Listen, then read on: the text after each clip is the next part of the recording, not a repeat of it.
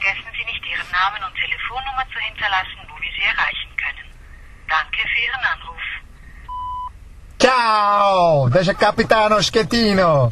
Ja, da ist mir noch etwas in den Sinn gekommen. Bin ich gerade am Fenster geguckt mit der Zigarette in der Hand, habe das schöne Aussicht genossen und dann habe ich vom Anwalt plötzlich einen Brief bekommen.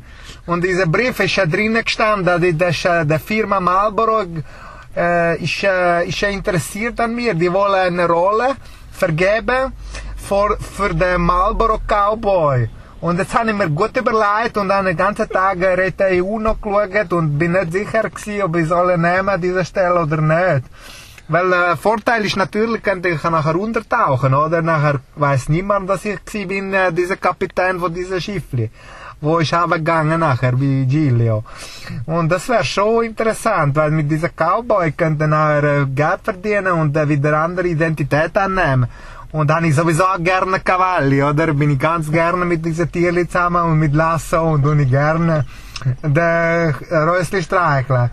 Und was mir aufgefallen ist, der letzte Cowboy hat nicht lange diese Stelle gemacht. Der ist irgendwann runtergefallen vom Ross, oder? Aber er war nur, weil er hat etwas gemacht mit dieser, die Operation, glaube ich, ist nicht gut gewesen, oder? Aber ich bin nicht sicher, weil eben darum eigentlich, ich jetzt anrufen und fragen, was kann man machen.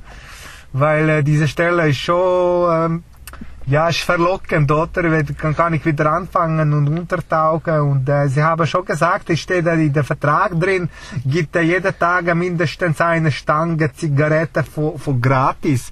Und das würde mich schon finanziell auch entlasten.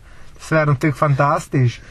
Und mit dem Feuerzeug auch, da kommt immer einer zum Drehort und kommt anzünden und mal die Zigarette anzünden. Und das ist schon nett, diese Firma. Danke, dass Sie mir helfen, diese Entscheidung zu fällen. Vielen Dank, arrivederci.